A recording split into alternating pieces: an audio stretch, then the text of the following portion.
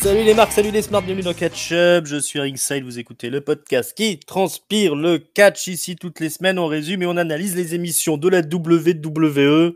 On parle catch, on se retrouve aujourd'hui pour parler du show de couleur bleue, SmackDown du 21 octobre 2022. On était au Huntington Center à Toledo dans l'Ohio.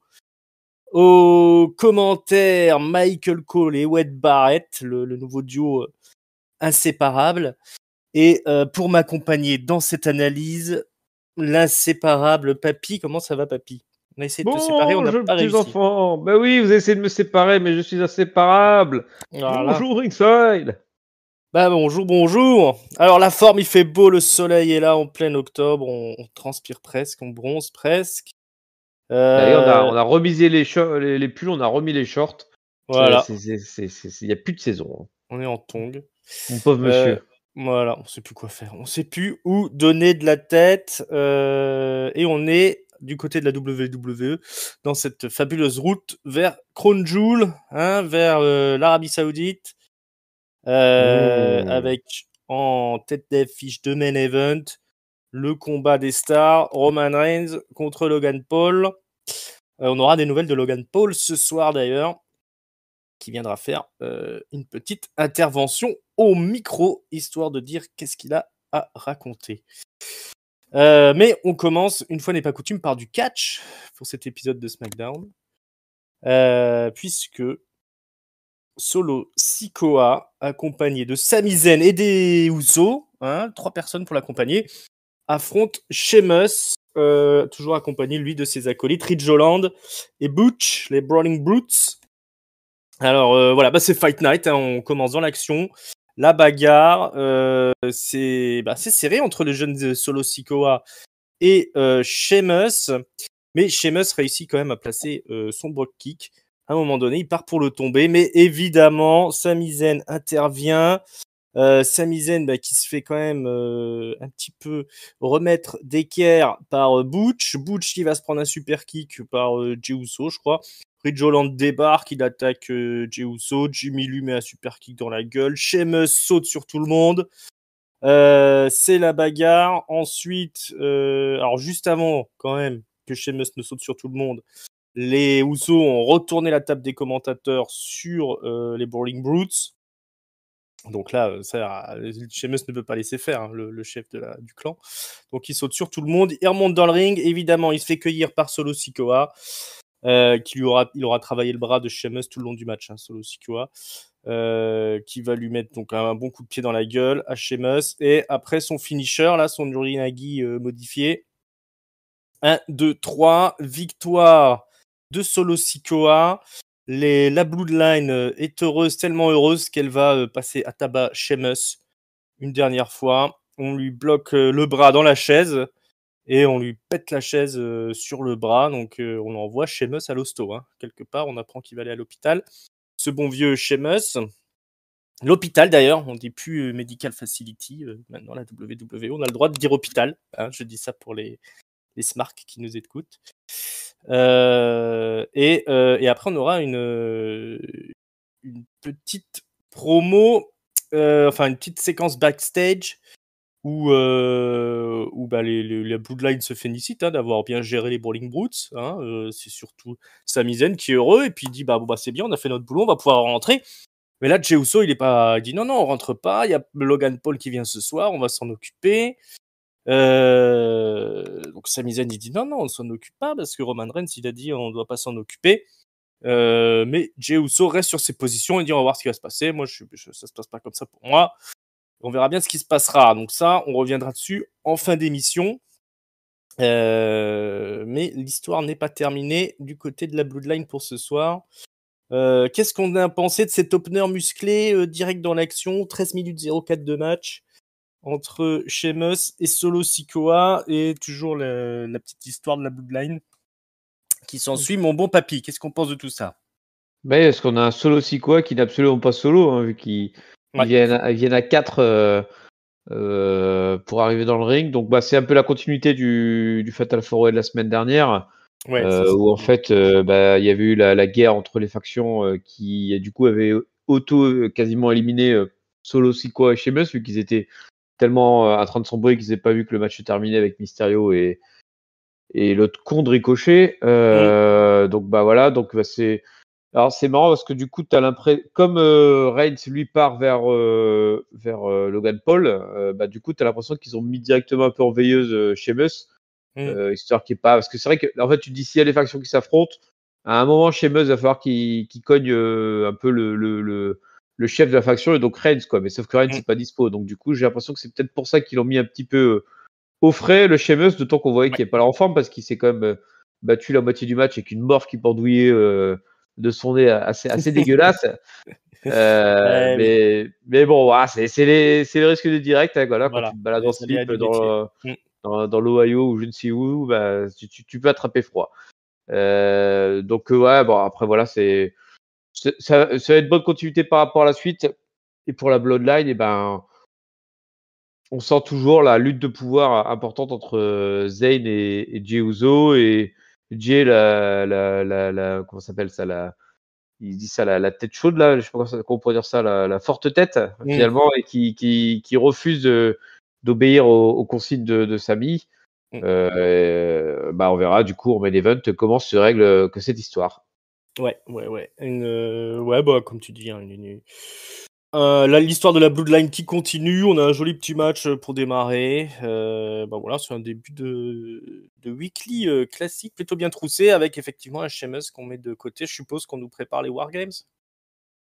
Ah ouais, c'est possible, ouais. Faudra qu'il se retrouve un quatrième. Bon, après, t'as Turdrew qui peut faire rejoindre l'équipe à l'arrache. Donc oui, c'est fort probable, t'as raison. Ça ressemble à ça en tout cas. On nous fait un petit récap de l'histoire de Rey Mysterio, donc qui a été drafté in extremis à SmackDown après avoir demandé à quitter tout simplement la WWE parce qu'il en peut plus de ces histoires avec son fils là et qu'il n'arrive pas à gérer. Et dans les vestiaires, il croise Giovanni Vinci et Ludwig Kaiser de Imperium, puisqu'on vous rappelle que Rey Mysterio, la semaine dernière, non seulement il a été drafté à SmackDown, mais il a gagné le Fatal 4-Way qui lui permet d'avoir un title shot pour le titre intercontinental contre Gunther. Ça se passera à SmackDown. Et pour l'instant, il se fait un peu bâcher par Ludwig Kaiser et Giovanni Vinci, qui lui disent t'es petit, tout ça. Gunther, il va t'apprendre un petit peu ce que c'est. Et puis Mysterio, il leur dit là, vous êtes deux tocards. Le manque de respect, ça passe pas trop. Donc venez dans le ring, on va s'expliquer. Toi ou toi, un des deux, comme vous voulez. Et c'est Ludwig Kaiser qui se porte volontaire. On va peut-être faire le match tout de suite. Ouais, vas-y, enchaîne. Pas se faire chier. Donc Rey Mysterio affronte Ludwig Kaiser. Il y a une petite intervention à l'extérieur, petite perturbation par Imperium, puisque Gunther et Vinci accompagnent Kaiser. Et là, Mysterio, il va nous sortir la petite guerrero spéciale. Il va prendre une chaise, il la jette à Gunther, qui la claque au sol. L'arbitre se retourne. Et qu'est-ce qui se passe? Rey Mysterio est tombé à terre en se prenant la tête, style je me suis fait frapper à coup de chaise. Du coup, on expulse des abords du ring Imperium. Et ça donne le champ libre à Rey Mysterio, qui va réussir à défaire Ludwig Kaiser, qui se sera bien battu quand même. Un petit match qui a duré 11 minutes 23. Et victoire de Rey Mysterio, qui affrontera sûrement la semaine prochaine Giovanni Vinci, avant de s'attaquer à Gunther, avec peut-être une possibilité de remporter le titre intercontinental. Voilà, la suite des premiers pas de Rey Mysterio de retour à SmackDown face à Imperium dans son intégralité. Est-ce qu'on apprécie cette storyline autour du titre intercontinental, mon papy? Alors, la storyline en elle-même me dérange pas. Je suis content de voir Rey Mysterio se ressourcer un petit peu loin de ses affaires familiales. Ça redonne un petit coup de fraîcheur au personnage. Et puis, son arrivée à SmackDown était plutôt bien foutue. Donc, à ce niveau-là, moi, j'apprécie plutôt. Imperium, j'ai moyennement apprécié leur segment du soir, là, parce qu'en plus, c'est chelou, parce que t'as les deux hommes de main là, qui se battent dans le vestiaire. Tu n'as pas de trace de Gunther, puis qui apparaît juste en main event, enfin, pas en main event, lors du match, pour rien glander. Donc, je trouve qu'il est un peu effacé comme leader de clan. Gunther, déjà la semaine dernière, il n'était pas là. On a un champion du monde déjà qui n'est pas là, mais qui a autrement montré que Gunther à WWE. Lui serait quand même qui mouille un peu le maillot là, qui soit pas un glandeur né. Alors après, malheureusement, je pense que depuis la malédiction de Shinsuke Nakamura, tous les champions intercontinentaux sont pris d'une envie de glander. Et bah, là, Gunther, manifestement, il a un certain potentiel dans le domaine. Ouais. Oui, le maître d'armes autrichien qui apprend la rigueur à ses hommes, bah voilà, c'est un branleur comme les autres. Hein. S'il peut rester dans les vestiaires à jouer aux cartes, pourquoi pas. Bon, après, on est vraiment dans le truc classique là, entre Rey Oui, t'as raison. Mysterio et Imperium, mais Il va les défoncer un à un, ça sera réglé, mais comme tu dis, c'est rafraîchissant quelque part pour Rey Mysterio d'être dans une rivalité qui implique pas tout son background familial là, qui implique pas Rey Mysterio. On retrouve un petit peu le Rey Mysterio qu'on aime bien, l'underdog qui va mettre la pâtée un peu à tout le monde. Et puis c'est du joli catch. Moi j'aime bien Ludwig Kaiser, j'aime bien cette école là, moi européenne là, les talents issus de la VXV là, de la Progress qui ont le droit à leur petit spot comme ça dans les weekly. Moi je trouve que c'est du beau catch, donc ça me dérange pas que les matchs soient un peu plus longs que ce qu'on a connu dans le temps sur des rivalités comme ça, surtout face à un Rey Mysterio qui lui percute avec tout le monde quoi de toute façon. Donc, ouais, après c'est marrant, il disait que, alors j'ai pas été vérifié, mais que Kaiser était né après le premier match de Mysterio. c'est pas impossible. C'est pas possible. C'est-à-dire qu'il est quand même assez. Alors, Mysterio, c'est vrai qu'il a démarré super jeune. Mais Ouais. c'est-à-dire quand même qu'il reste relativement jeune aussi, alors Kaiser, quoi. Ouais, bah ouais, mais c'est pas des gens très vieux. Ouais, en tout cas, bah, sacré parcours, hein, mine de rien, pour le Kaiser, qui part d'Allemagne pour arriver à la WWE avec là un poste qui tient plutôt bien le coup. Ils ont fait quand même un gros travail en Europe pour relancer la scène aussi bien allemande que la scène anglaise. Tout ça, ça a été un petit peu vampirisé par NXT UK, mais voilà, il y en a certains voilà, qui tirent leur épingle du jeu et qui se retrouvent dans dans le main roster de la WWE, puis qui continuent leur petit bonhomme de chemin vers les sommets. Bon, pour l'instant, on est autour du titre intercontinental, mais c'est déjà pas mal. Affronter Rey Mysterio et tout en direct à Ah la oui, télé. oui, je pense que C'est inespéré, je pense, pour des gars comme ça. Hein. c'est exactement ça. Hein. Mm, Faut pas dévaluer pas l'exploit, mais pas loin mm. de se retrouver à ce niveau-là pour ces gars-là. Hein. Ouais. Ce serait très bien contre Mysterio et contre le titre intercontinental. Je pense qu'ils doivent se régaler. Hein. Ouais, Et pour le ouais. titre intercontinental. Ils doivent Bref. vivre les meilleurs moments de leur carrière, je pense. Voilà, on se fait plaisir de les suivre comme ça. Et puis c'est de la WWE classique comme on aime. Il y a des trucs qu'on aime moins, c'est la division féminine. Hein. Ah, Et c'est compliqué. c'est compliqué. On en a ras-le-bol. Ouais, moi j'en peux plus, hein, les gars. Donc ce soir, on a un petit vidéo package qui nous rappelle que la semaine dernière, Liv Morgan a détruit Sonya Deville backstage là, en lui faisant une descente sur une table, là, une Swanton bomb sur une table dans les coulisses parce que Sonya Deville elle a un petit peu parlé mal d'elle hein, en disant que c'était une fraude, etc. Ça n'avait pas plu Liv Morgan qui est venu lui péter la gueule directement pendant l'interview. Et ce soir, on a le match revanche avec Sonya Deville, donc Liv Morgan, ça se raffronte, 8 minutes 47, c'est nul, hein, c'est zéro. C'est trop Mais long. c'est trop long, c'est pas beau, c'est une catastrophe, mais heureusement, ça se termine par un double décompte à l'extérieur du ring. C'est encore plus con. C'est encore plus con, ça sert à rien. C'est juste pour montrer que Liv Morgan, elle est de plus en plus extrême, hein, parce qu'elle explose la tête de Deville sur les escaliers de fer. Et puis après, elle va la prendre pour faire une superplex sur des piles de chaises entassées là. Elle avait un peu du mal à trouver les chaises, hein, Morgan, parce que je crois que les Mysterio et compagnie les Alors avaient utilisées. c'est vrai que c'est tout à fait nouveau que les chaises se trouvent dans la zone de l'annonceur. Hein. Ouais, Ça ouais. n'arrive jamais. Hein. Ça n'arrive jamais, je ne sais pas. Bon, il y a encore du boulot. En tout cas, elle est tout sourire maintenant, Liv Morgan. Hein, elle fait la psychopathe, un peu surmaquillée, tout ça, un petit peu mode Harley Quinn, hein, comme pour tout le monde. Et puis voilà quoi. Elle fait son superplex sur les chaises sur Sonya Deville. Voilà, elle s'est fait mal aussi en tombant sur les chaises, mais elle continue à sourire. Elle est folle, elle est extrême, c'est la nouvelle Liv Morgan. Que ça vous plaise ou non. Quoi dire là-dessus? Moi, je trouve ça complètement naze, ça me saoule. Hein. Alors, moi, je Que vais dire être bien d'autre? plus modéré que toi Mmh. là-dessus. L'idée de faire de Liv Morgan quelqu'un d'un peu extrême, je dis pourquoi pas, parce que de toute façon, moi, je la trouve plus réaliste là-dedans Ouais. que dans du MMA ou de la Mmh. championne ou de je sais pas quoi. À la limite, quelqu'un qui, de toute façon, n'a pas le niveau et du coup, bah, est prêt à mettre sa santé en jeu pour pouvoir gagner des matchs.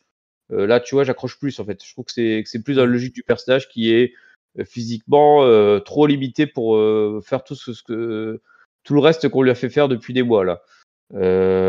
En revanche, je trouve qu'il là-dessus, c'est pas super bien fait. Comme tu le dis, elle rigole toujours bêtement. Alors, tu parlais d'Harley Quinn, c'est vrai qu'on a souvent cette référence pour parler de catcheuse. Je sais pas si c'est une bonne idée ça de se référer à chaque fois d'Harley Quinn. Il y a une espèce de mode là-dessus, mais Ouais, bah oui, ça fait c- longtemps, hein, moi je dis, hein, faut un c'est peu ça, ouais. d'innovation, hein, les gens, parce que Faut arrêter les gars, parce que mmh, je suis pas super convaincu de l'idée du personnage. Moi, une Liv Morgan qui serait pas folle, mais qui serait juste ouais, prête à tout pour extrême. gagner, Mmh, extrême, mmh. ça serait parfait en fait. Bah, une Jeff Hardy au Et féminin, hein, c'est un exactement, peu ce qui exactement. tente quand même, elle avait quand même un style vestimentaire qui se rapprochait de Ouais, les couleurs se rapprochent. mmh, Elle vise clairement le public ado. Bah, Jeff Hardy, il était pas fou, hein. Il ouais, était dingue à exactement. la limite, mais il était pas fou. Mmh, Il y a pas besoin de sourire bêtement, il y a pas besoin de se marrer comme un con. Enfin, il était juste totalement dingo, prêt. Et en fait, quand il faisait des trucs extrêmes, c'était dans la continuité du match. En fait, ouais. c'est pas je fais match nul parce que je suis complètement con. Et à la fin, je rajoute des chaises pour dire deux. Mmh, Voilà, donc je trouve que l'idée Liv Morgan extrême, moi, me plaît beaucoup. C'est des très bonnes idées, je trouve. C'est idée récente de la division féminine. Par contre, le booking avec Sonya Deville, c'est nul. Hein. Ça mmh, faut dire la semaine dernière, c'était nul. Et cette semaine, enfin, ça va pas du tout, quoi. Donc, à la limite qu'ils la mettent si elle s'était fait des contacts extérieurs contre quelqu'un qui était aussi extrême, avec les deux qui se détestent, et mmh. puis, enfin, tu vois, un truc qui se raconte. Là, tu comprends même pas pourquoi elles se font des comptes extérieurs. C'est juste elle qui oublie le décompte. Enfin, c'est idiot. Ouais, ouais, Voilà. clairement. Elle aurait pu Elle est gagner le match, juste en bah montant dans voilà. le ring et puis dire, «Voilà, je suis un peu Là, dans elle est l'île», plus tu bête vois? qu'extreme, en fait. Hein. Ouais, ouais, ouais. Faut dire les choses. Bon, Mmh, voilà. Donc, c'est un peu dommage parce que pour une fois qu'ils tiennent quelque chose de peut-être intéressant avec Liv Morgan, bah, c'est ultra mal raconté, quoi. mmh. Ouais, puis de Sonya Deville, c'est quand même un boulet, hein. Je veux pas dire, mais dans le ring, c'est délicat. Bah, il y arrive Heu, plus, hein, la pauvre. Hein. mmh. Bon, ils sont bientôt de retour. Qui ça? Pas Karrion La Team Kross, Rocket. Voilà. les Viking Raiders. On a une nouvelle vignette qui nous tease toujours Sarah Logan. Bah, ouais. Oh! Sarah Logan. Sarah Super! Logan, voilà, les cosplayers de l'extrême. Bon, bah, ils finiront bien par revenir un jour, hein. Voilà, voilà. Bah, ouais, je pense qu'on Oui, pourra pas y couper, hein. on pourra pas y couper, hein, je suis désolé, on a du mal à s'emballer là-dessus, Bah, non, parce que Sarah Logan, elle est nulle in ring. Faut dire les ouais. choses. Allez, on va pas spoiler! Elle est nulle! Spoiler, Ouais. elle est nulle. Tout le Riot Squad était complètement nul dans le ring, donc voilà, c'est la troisième. Elle sera aussi nulle que les deux autres. Voilà, on en a pas vraiment besoin, mais bon, si elle a besoin de travailler, on n'est pas comme ça. Non, mais c'est bien, en On plus, la c'est fera une mère venir de un peu dans le famille, truc. tout ça. Ouais, voilà, On a besoin de nourrir son gosse. c'est ça. Puis on aime bien le cosplay, c'est à la mode aussi. Ah oui, ouh. Alors, passons aux choses sérieuses. Le face-à-face des monstres. Braun Strowman arrive au ring. Il dit: «Ouais, vous m'avez vu, je suis quand même un monstre, si on me cherche, c'est pas difficile de me trouver. Si on veut venir me parler, pareil.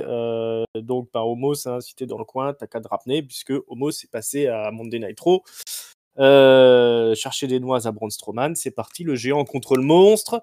Pour l'instant, c'est MVP qui débarque au ring, qui dit ouais, bah Strowman, c'est bien, t'es un grand mec, tu fais peur à tout le monde, mais faudrait que t'évites d'essayer de chercher des noises à Homos, parce que s'il débarque, ben on va voir que t'es pas un géant, tu seras exposé, comme on dit maintenant auprès des jeunes. Donc là, tu seras pas gagnant là, donc faut pas y aller comme ça. Bon, bah, Strowman, il s'énerve. Il dit, bon, bah, Omos, il est pas là. Tu me fais chier. Qu'est-ce qu'il y a? Il faut que je te casse ta gueule à toi. MVP dit, non, non. Je n'ai jamais dit qu'Omos n'était pas là. Du coup, il y a Omos qui débarque. C'est le face-à-face entre les deux monstres. Alors, Omos domine Strowman d'une bonne tête. Hein. Une bonne tête et demie, même.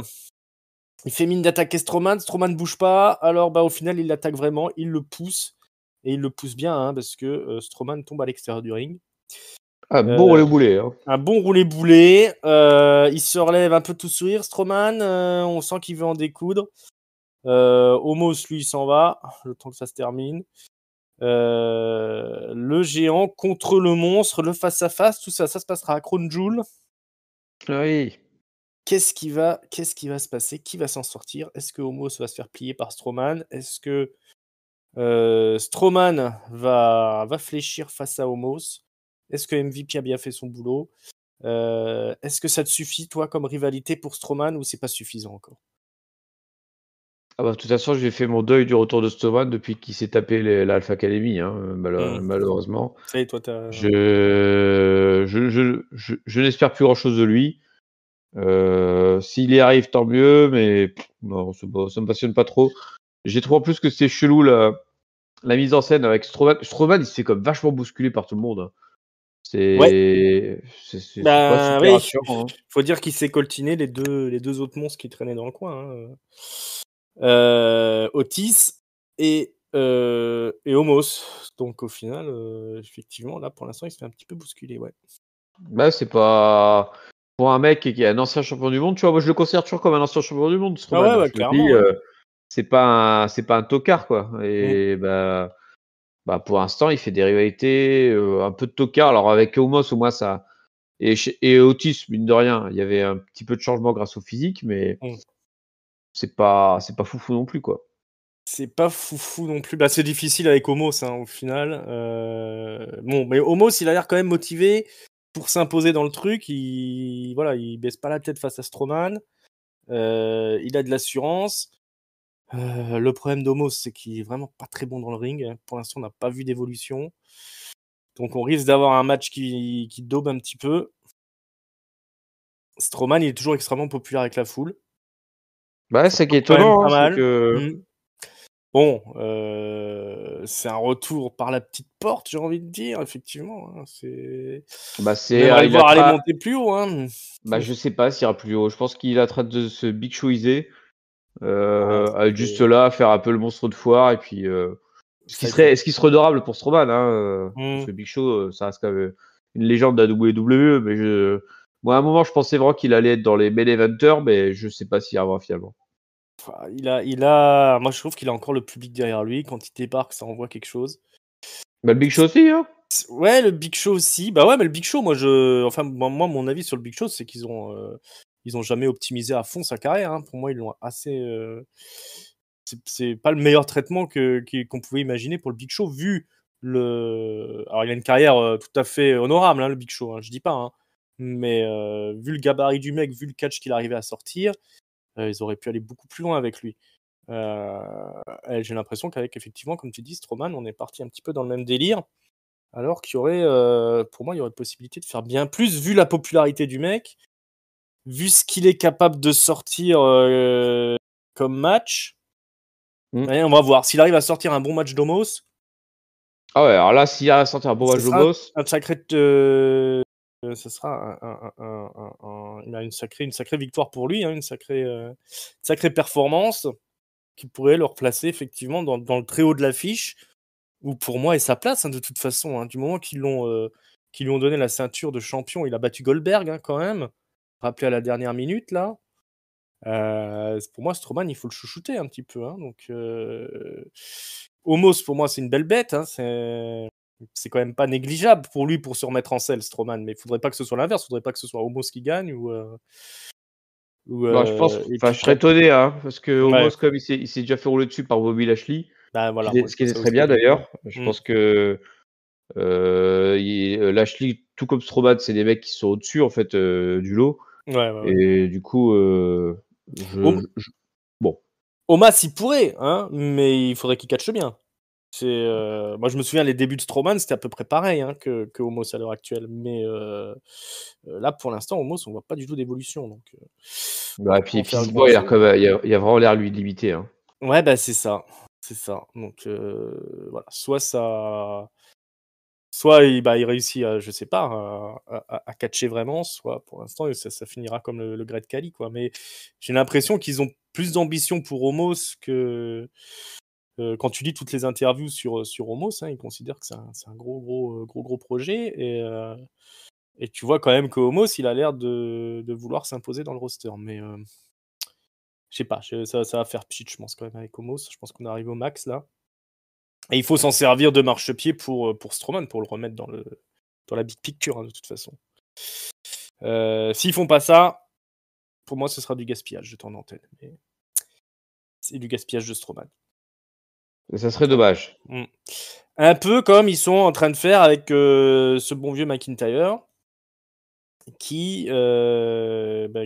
on nous rappelle que visiblement il est rentré dans la voiture de Karrion Kross avec sa bagnole. Ça n'est pas clair, mais bon, il semblerait bien que ce soit donc McIntyre le coupable. Il y a une petite intervention de McIntyre qui dit que tout simplement il y aura un match en cage à Crown Jewel contre Karrion Kross. Il faut mettre un point final à cette rivalité. Voilà, match en cage à Crown Jewel. Karrion Kross qui est pas là, Scarlett qui est pas là, McIntyre qui fait une petite promo.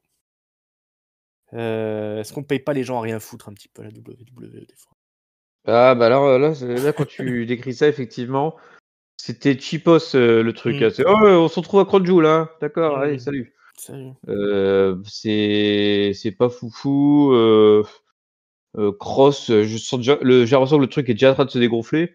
Ouais. Surtout avec un Wyatt en fait qui est atterri à SmackDown et puis qui du coup récupère tout un univers mystique qui écrase totalement celui de Cross en fait. Et du coup à quoi sert Karrion Kross? Voilà, c'est ma question du soir. Et de toute façon manifestement plus grand chose vu qu'on ne le montre même plus à l'écran. Ouais. Et puis surtout on nous montre plus Scarlett, donc Donc t'es triste. quel est l'intérêt de tout ça, hein? Logan Paul arrive à l'Arena avec en limousine. Mais effectivement, pour Karrion Kross, on a cessé de le dire depuis le début.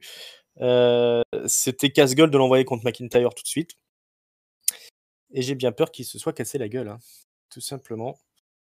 Donc on verra ce que ça donne, le match dans la cage. Mais c'est rarement dans un match en cage qu'on peut prouver son talent dans le ring et faire des étincelles. C'est peut-être déjà fini pour Karrion Kross. Ouais, Karrion Kross. Votre avis public, est-ce que c'est fini pour lui? Est-ce que c'est déjà mort? Est-ce que finalement le déguiser en gladiateur, c'était pas la meilleure chose à faire?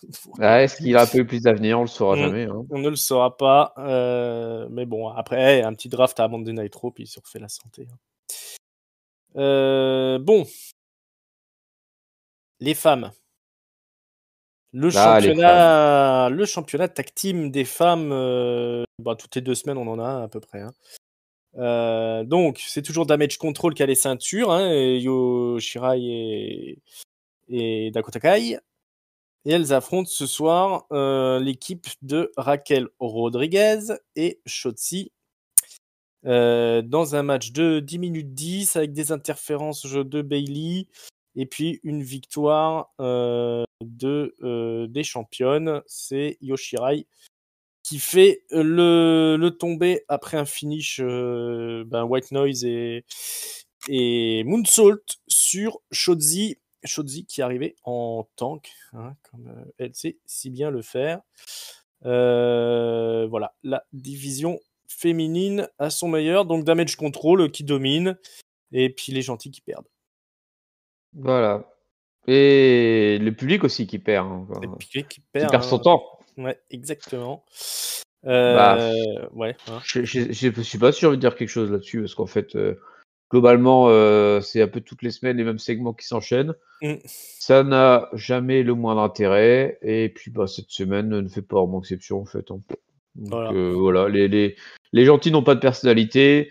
Les méchantes sont partout, mais nulle part à la fois, puisque de toute façon, ce qu'elles font ont tellement peu d'impact. Alors, si elles ont les ceintures tactiques féminines, youpi.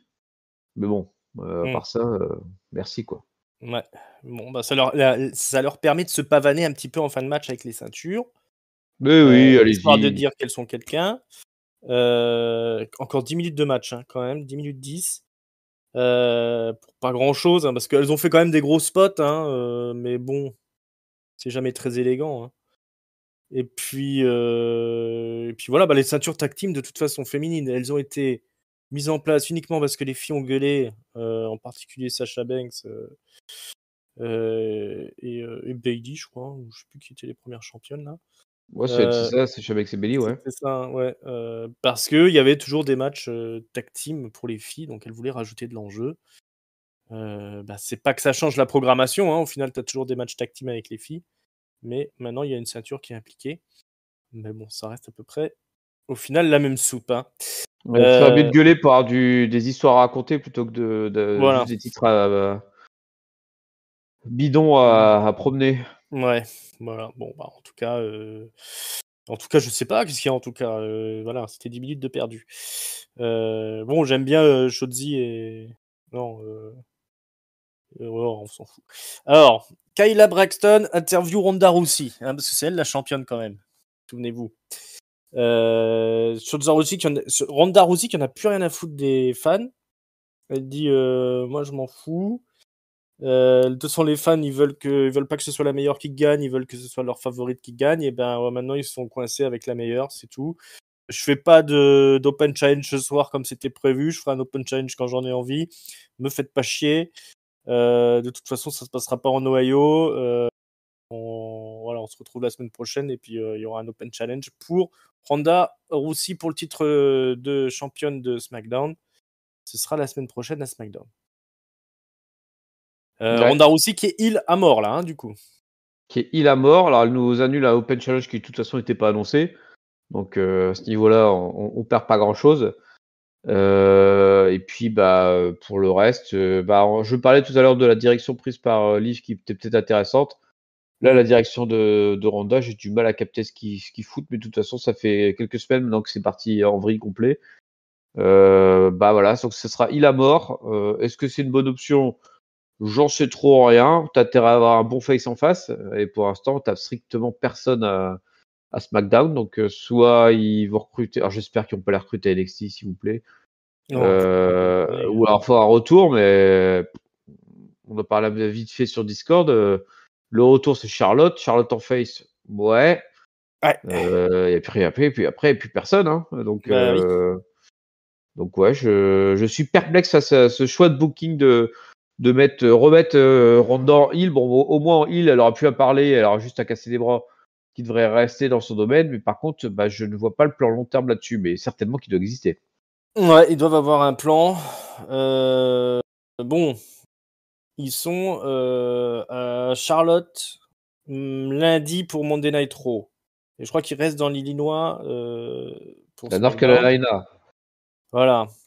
Donc, l'Open Challenge peut se terminer effectivement sur le retour de Charlotte, qui sera dans son secteur. Maintenant, comme tu dis, je suis totalement d'accord avec toi. Charlotte en babyface, c'est bien mal engagé, hein, si on veut partir là-dessus. Une rivalité qu'on a déjà vue 3 ou 4 fois. Et avec Charlotte en position de babyface, on va ramer sec. Ronda, c'est toujours difficile quand elle est en promo. Même si là, c'était plutôt cohérent ce qu'elle racontait, à la limite, si on veut en faire une heal. Mais voilà, c'est la division féminine, quoi. Ça part déjà en se tirant une balle dans le pied. On verra. Alors, il y aura peut-être... ce sera peut-être Shayna Baszler qui viendra la semaine prochaine. On ne sait pas. Mais Ça serait catastrophique. Shayna Baszler, Ronda, voilà, moi je signe pas. Hein. Je suis désolé. J'aurais signé dans une autre configuration, mais alors avec Shayna Baszler en face, ouais. Faut y croire. Hein. Alors, on n'a pas eu les maximum male modèles cette semaine. Je veux dire, on peut enlever un petit peu de catch féminin et puis rajouter des trucs marrants hein, quand même. Voilà. Parce que là, merci On bien. vous en voudra pas s'il n'y a pas de catch une. Hein. Ouais, c'est pas grave, hein, la parité homme-femme, si ça se fait pas dans le catch, on C'est n'en un voudra concept pas, hein. désuet. Voilà. En tout cas, merci d'être passé, Ronda.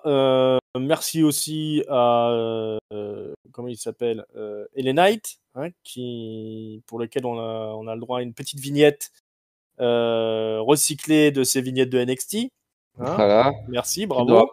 rappelle à quel point Saint-Ocard. Merci. Voilà, 0 pointé. Hein, on nous rappelle qu'il a eu la ceinture du Million Dollar Man. Des fois, il va dans des jacuzzis avec des femmes. Il a du pognon. Mais bon, c'est tout pourri. Il est pas là cette semaine. Hein. Par contre, celui qui est là, c'est Bray Wyatt.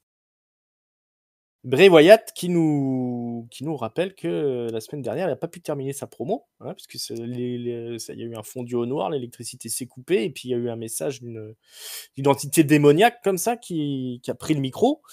Donc, il nous dit, ce soir, je vais terminer ce que j'avais à dire. Voilà, je vous remercie tous. Il y a eu une période de ma vie où je voulais que tout le monde m'oublie, qu'on oublie Bray Wyatt, mais vous l'avez pas fait. Vous m'avez rappelé à vous. Je vous en remercie. Et puis comme ça, j'ai pu un peu découvrir qui vous êtes, et puis surtout comprendre ce que vous voulez faire. Mais vous y arriverez pas. Désormais, je suis plus le leader, je suis le serviteur, dit-il. Et puis voilà, on verra bien ce qui va se passer. Il nous fait un petit clin d'œil. Il brouille les cartes, hein, la Bray Wyatt. Et on a un peu après une autre vidéo de Bray Wyatt. Il y a encore eu des petites interférences, hein, de Bray Wyatt pendant le show, notamment dès le début. Des petits flashs comme ça avec l'espèce de papillons chenilles là, un peu chelou. Mais en tout cas, on a vu une petite vignette. On a encore vu l'homme masqué qui nous dit qu'il faut pas mentir. Ne mentez pas, ne mentez pas.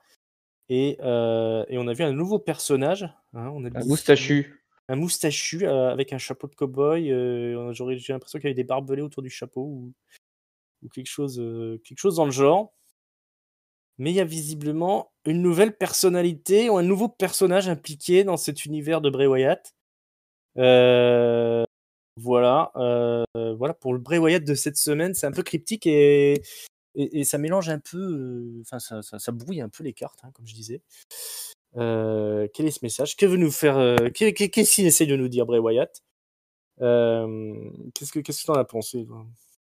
Alors franchement, alors, je sais pas si j'étais mal luné, mais j'en ai pensé, je m'en foutais un peu, ça vaut ce truc-là, parce que le Bray Wyatt qui nous brouille les cartes, comme ça fait comme un paxon d'années qui nous fait le coup. Ouais. Moi, du coup, je me suis dit, allez, hop, à la poubelle, on verra ça dans quelques semaines quand il sera décidé à nous raconter sa vraie histoire. Pour l'instant, c'est juste je gagne du temps, je brouille les cartes.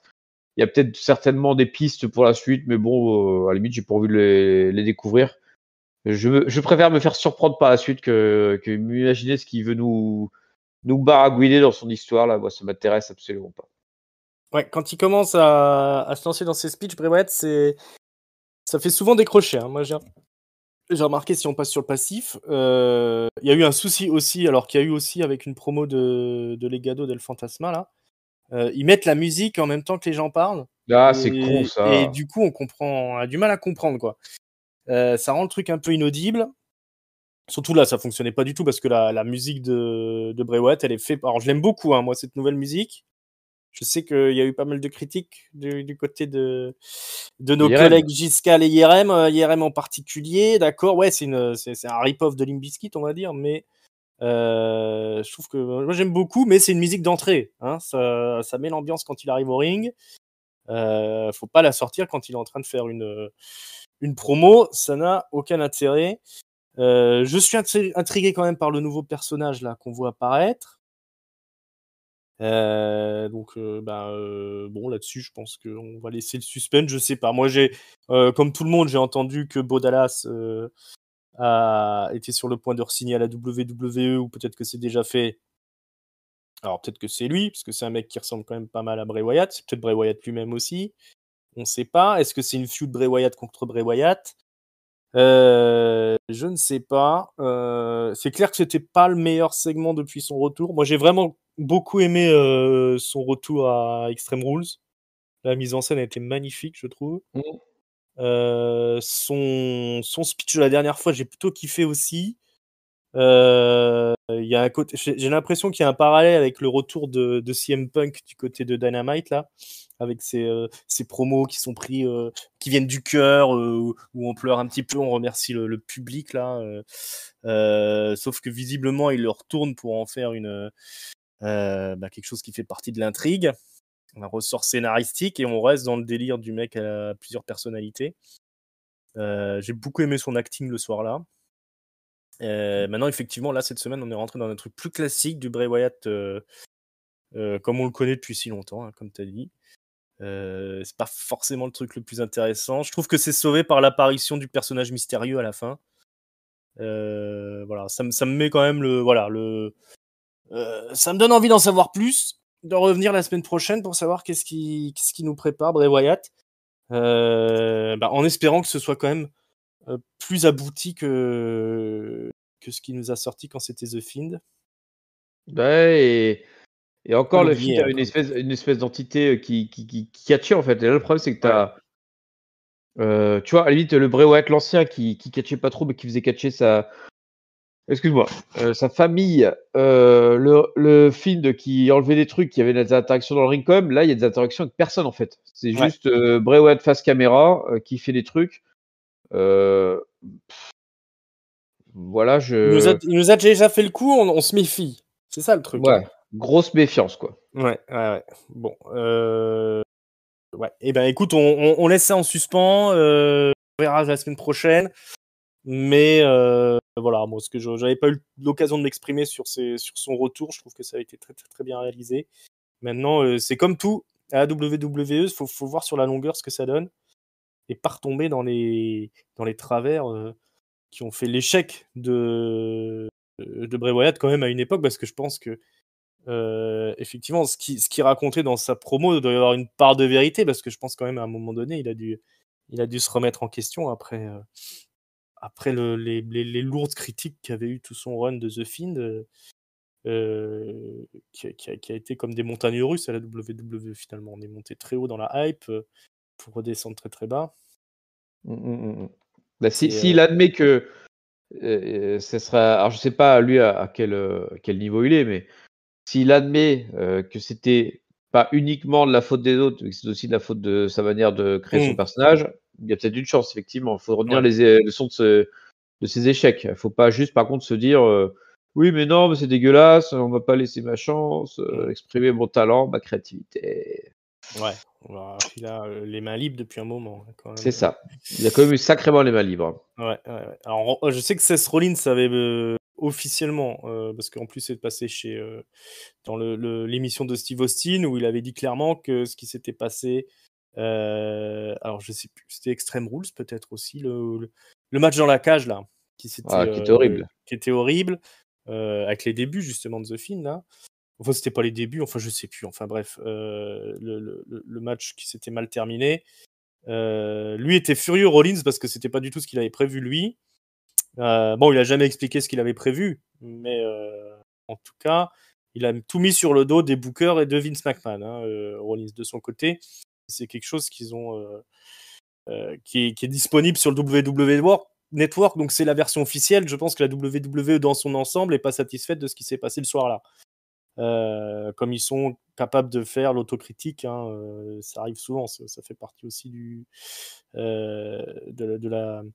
la réécriture de l'histoire de la WWE. Quand ils ont un truc qu'ils pensent qu'ils ont loupé, ils n'hésitent pas à l'officialiser à un moment donné. Oui, j'assume.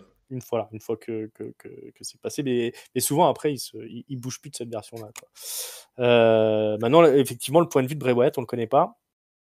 Donc voilà, en espérant qu'il ait compris qu'il y avait eu quelques fausses notes dans sa partition, et qu'il puisse nous proposer quelque chose cette fois-ci d'un peu plus abouti, parce que c'est bien d'avoir du potentiel et de se dire ouais, on va aller loin, mais c'est quand même mieux quand on le réalise, hein.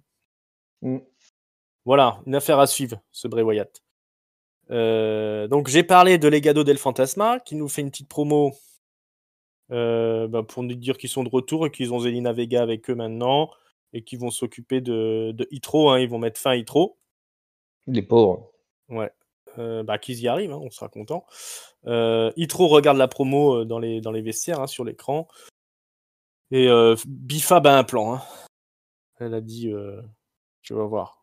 On va. A priori, le plan, ça serait de recruter un compagnon Ouais. pour qu'il soit 3 gars et une fille contre 3 gars et une fille, puisque c'est ce qui est annoncé au SmackDown la semaine prochaine, un 3v3 homme. Donc, ils vont aller recruter un bonhomme de plus à Hitro. Alors, Alors, qui ça qui peut-il bien donc être? Madcap Moss, non? Madcap Moss, ouais, pourquoi pas. Il y a que ça à faire en ce Ou moment. alors un gars qui a fait du hip-hop. Ouais. Je Bon, sais pas. pourquoi pas Ricochet? Pour être Pourquoi le pas leader de. Ricochet, tiens. Ricochet, leader de Hitro. Ah bah voilà, c'est très bien. Ah, Lui, un hein, clan de plus. voilà. Parce qu'on faut se souvenir quand même que Hitro, normalement, c'était les acolytes de Isaiah Swerve-Scott. Hein. Ils sont revenus, mais sans Isaiah Swerve-Scott. Alors, c'est un peu C'est naze. leur Quoi. leader, effectivement. Ouais. C'est comme si tu Donc, faisais ils ont besoin revenir d'un leader. n'importe quel clan sans leader. Quoi. Bref. Décidément, Hitro, c'est pas ça. Hein. Si, en plus, il y a le gros qui se moque de Legado en disant qu'ils sont tout petits, quoi. Ils disent qu'ils sont au-dessus de tout le monde, mais ils m'arrivent pas à l'épaule, blablabla. Ça va, les gars, n'enterre pas les copains comme ça. Hein. Bon, bref. Hitro, on espère que effectivement ils vont se prendre une branlée par les Mexicains. Et disparaissez, les gars. Voilà, hein. Retournez d'où vous venez. Logan Paul, c'est le main event. Je crois que j'ai fait le tour de tout ce qu'il y avait à raconter. Logan Paul qui débarque au ring et qui explique que, voilà. Hein, Voilà, hein. Alors, c'est pas parce que c'est une star des réseaux sociaux que c'est pas le meilleur dans tout ce qu'il fait. D'ailleurs, il va défoncer Roman Reigns. Mais il commence à se foutre un peu de la gueule de la Bloodline. Hein. Il dit qu'est-ce que c'est que ce Roman Reigns là qui a besoin de 2 acolytes qui sont à peu près la même personne, hein, l'un comme l'autre. Il dit qu'il n'a pas besoin d'un Paul Heyman, il n'a pas besoin d'un Solo Sikoa qui s'appelle Solo mais qu'on n'a jamais vu tout seul, hein, comme tu l'as souligné en début d'émission, Papy. Et puis il dit j'ai surtout pas besoin d'un Sami Zayn. Qu'est-ce que c'est que ce mec-là, Sami Zayn? Donc voilà. Et puis il explique évidemment qu'il a juste besoin d'un lucky shot pour battre Roman Reigns. Toujours la caméra en ligne de mire, hein, Logan Paul. Il parle à la caméra jusqu'à ce qu'il se fasse attaquer dans le dos par Jey Uso. Jey Uso qui lui met un bon super kick dans la face, il l'envoie dans le coin du ring, il l'écrase avec son coup de cul à la Samoan là. Il est parti pour un deuxième, mais il y a Sami Zayn qui débarque, qui dit non, il faut que t'arrêtes, Jey. Roman il est pas content. On a dit qu'on devait pas faire ça. Il faut pas que que Logan Paul pense qu'il a réussi à rentrer dans le cerveau de Roman Reigns. Mais pendant que ça discute, évidemment, Roman Reigns, Logan Paul, se remet debout. Et quand quand Jey Uso y va pour le finir, il se prend une bonne pêche dans la gueule. Et c'est le lucky shot, tant réclamé. Jey Uso est séché. Et Logan Paul pavane, il remet sa casquette, tac, boum, il frime. Et il s'en va, laissant un petit peu un Sami Zayn dans la déconfiture. Le point est mis sur le i. La semaine prochaine, on aura Roman Reigns qui sera là. Mais tout ça va se conclure évidemment à Crown Jewel, parce que ce sera le main event de Crown Jewel, Logan Paul contre Roman Reigns. Voilà, alors, Papy, il me semble que Logan Paul, c'est pas ta cam. Hein.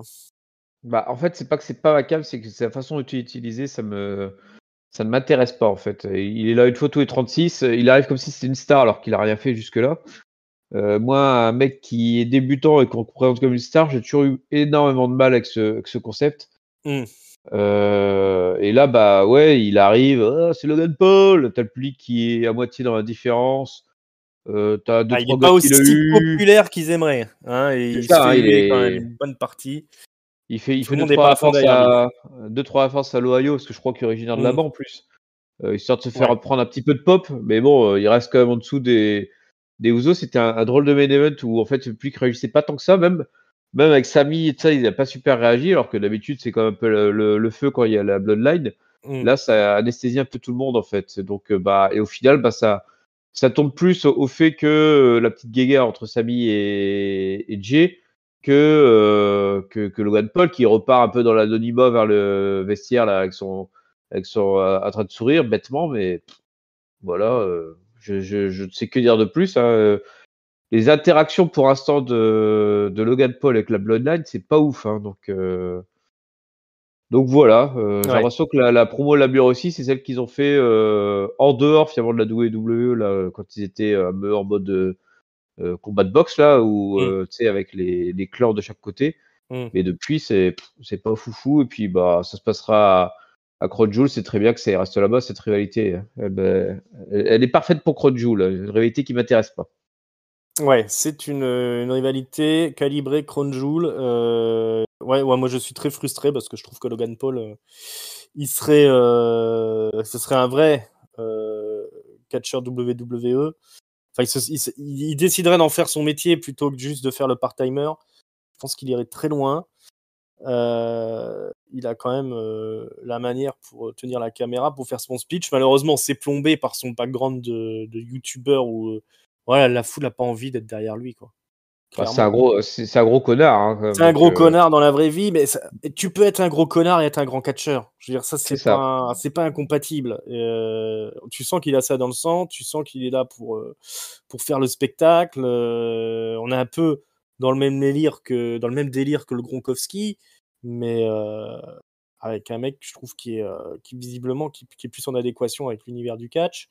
Ah oui, clairement. Le match qu'il a fait, c'était à chaque fois très, très bien foutu et on sent qu'il s'y applique. Hein, mais Ouais. et tu le disais, en fait, ce qui est dommage, c'est que la WWE prenne pas la décision d'effacer son image de YouTuber, en fait. Bah, je pense qu'il c'est veut pas, de lui. merde. Ouais, mais c'est con, parce que franchement, c'est le dessert. Hein. Il doit gagner plus de pognon à faire ses émissions YouTube et compagnie qu'à bosser pour la WWE. Je pense que le contrat qu'il a, il a dû le négocier tout à son avantage, en faisant peu de dates et en étant bien payé, sans rentrer dans le truc de préparation des catcheurs de la WWE. C'est-à-dire qu'il va pas passer par NXT.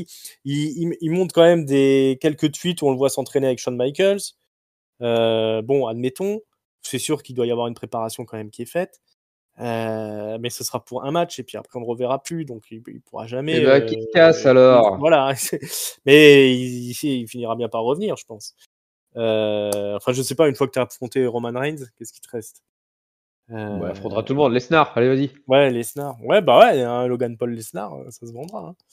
Mais ouais, c'est vraiment, voilà, là, c'est plus l'influence de ce monde des réseaux sociaux, là, de YouTube, de Twitch et machin, qui parasite ce que tu pourrais avoir dans ce qu'on avait avant. C'est-à-dire que ce mec-là, il aurait été postulé à la WWE, puis il l'aurait sûrement pris, vu le physique qu'il a, vu le charisme naturel, etc., etc. Mais malheureusement, voilà, on a ce qu'on a, c'est-à-dire un truc où il est difficile de s'intéresser, puisque finalement, c'est juste un YouTuber qui va faire un main event de Crown Jewel face à Roman Reigns. C'est d'autant plus frustrant. Mais bon, bah, on salue le boulot quand même, mais c'est vain tout ça. C'est ça. Ouais, mais bon, ça occupe Roman Reigns en attendant Cody Rhodes, peut-être. Je ne sais pas. En tout cas, c'est ce qui conclut notre SmackDown de cette semaine. Comme je vous ai dit, la semaine prochaine, le retour de Roman Reigns. Ce sera le Go Home Show, je crois, pour Crown Jewel, non? Ou j'y des conneries? Ça doit peut-être. Non, c'est la semaine après, je crois. Non, là, ce sera encore 2, je crois. Ouais, on sera sur FS1 la semaine prochaine. Par contre, voilà, c'est ça, c'est sur une sous-chaîne, donc du coup, bah, ouais, on va avoir du Roman Reigns, de la Ronda Rousey, enfin, ils vont mettre tous les part-timers vont revenir catcher pour histoire de dépasser les 500 000 spectateurs. Ouais. Bon, bah voilà, bah, on a fait le tour, c'est l'heure du mot de la fin, alors il faut donner un top, un flop, une note. Honneur au papy, alors. Bah, honneur à moi, c'est gentil.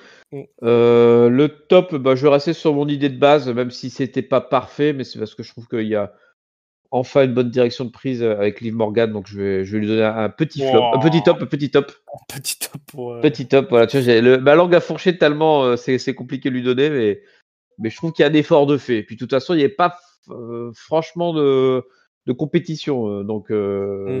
je regrette pas de pas le mettre à quelqu'un d'autre finalement. Donc autant le donner à elle, on va dire à top d'encouragement.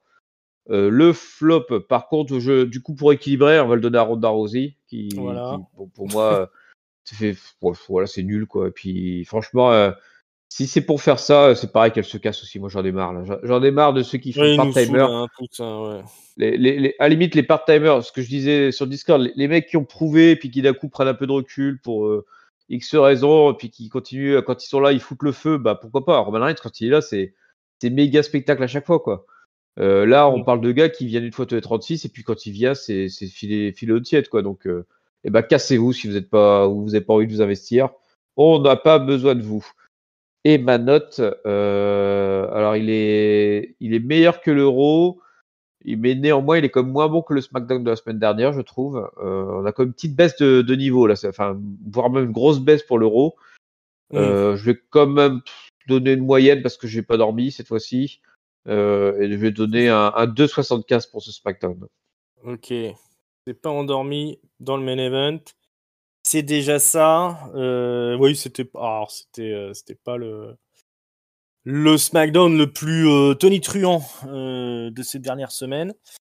J'ai envie de donner mon top à Rey Mysterio pour son retour. Retour gagnant, joli match contre Ludwig Kaiser. Voilà, ça fait vivre un peu le titre intercontinental. C'est du solide. C'est ce qu'on aime voir. Et je vais donner mon flop. Il y a du monde pour le flop. Ouais, je vais donner mon flop au filles, là, comme d'habitude, avec leur match qui sert à rien. En tag team, c'est inutile, ça prend du temps d'antenne et on n'a pas vu les maximum male models, donc c'est zéro pointé, quoi, de nous faire perdre notre temps comme ça. Pas possible, ça. Je vais mettre 2,5. Hein. C'était moyen. Ouais, franchement, c'était un petit SmackDown. Bon, il se passe des trucs quand même. On a un peu d'évolution au niveau de la Bloodline, un tantinet, on apprend un peu plus sur Bray Wyatt. Il se passe des trucs, mais il faut retravailler cette division féminine là qui nous plombe la plupart des shows. Et puis bon, on est sur une route vers Crown Jewel, c'est jamais très enthousiasmant hein, quand même. Non, non, moi, c'est Hein, pas de la pire de l'année, hein, Crown Jewel. ouais, c'est Tous difficile. les ans, je me demande si je vais regarder. Cette année, je suis pas convaincu que je vais regarder. Ouais, il y a toujours ces histoires de boycott sur Crown Jewel, etc. Mais bon, c'est surtout que bah, voilà, tu fais un deuxième WrestleMania sous WrestleMania. Avec des grosses affiches, mais t'as pas le temps de vraiment construire des grosses rivalités. Donc, ben voilà, on espère qu'ils nous feront le spectacle quand ils seront en Arabie Saoudite. Mais, mais ouais, voilà, il se passe des trucs, il y a du rythme un petit peu, sauf quand les matchs sont trop longs. Mais tout ça est un peu vain. Mais on sera quand même là pour Monday Night Raw, hein, pour vous raconter tout ça. Qu'est-ce qui s'est passé? Parce qu'il y aura un match, un championnat féminin. Hein. Encore une fois, Bailey contre Ah, alors Bianca Belair. je ne crois pas que ce soit le championnat féminin. Il me semble que c'est juste un match féminin. Ah bon? Bah, j'ai vu nulle part la ceinture annoncée comme étant en jeu. Ah, bah écoute, pour moi aussi. Mais on s'en fout de toute façon, hein, parce que on l'a déjà vu ce match une paire de fois. Donc voilà, c'était juste pour vous donner un petit avant-goût. Mais en tout cas, la review du Monday Night Raw de cette semaine est en ligne. Je vous rappelle qu'on est dispo sur toutes les bonnes plateformes de podcast. On est sur YouTube, on est sur Twitter, on est sur Facebook. Sur Twitter, c'est @catchupcdc. On est sur Discord. Si vous voulez venir discuter, l'invitation est dans la description. Bah, je crois que j'ai tout dit. Il faut vous abonner hein, sur YouTube si c'est pas déjà fait, c'est gratuit. Et la petite cloche pour savoir quand est-ce qu'on sort un nouveau contenu. Ce soir, c'est NXT Halloween Havoc, si je dis pas de conneries. Ouh, oui, c'est vrai. Oui. Et on fera la review hein, uniquement si vous nous payez. Bon papy, merci beaucoup d'être venu. Bah, merci à toi pour l'invitation. Et effectivement, envoyez des sioux, hein, Oui, envoyez des sous. envoyer des Pour, sioux pour qu'on puisse faire la review, hein. ouais. Ouais, parce que NXT quand même c'est chaud. Hein. En plus, il y a de plus en plus de crossover avec le main roster. Faudrait pas que ça devienne une habitude hein, quand même. Bon, bref. On se retrouve très bientôt, les amis.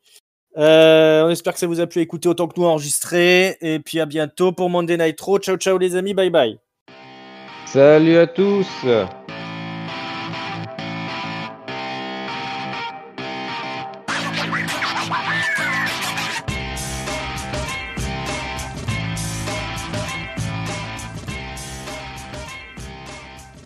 Il y a un mariage dans ma rue. Bah, dans ta rue, bah vas-y, félicite-les. Oui. Bravo!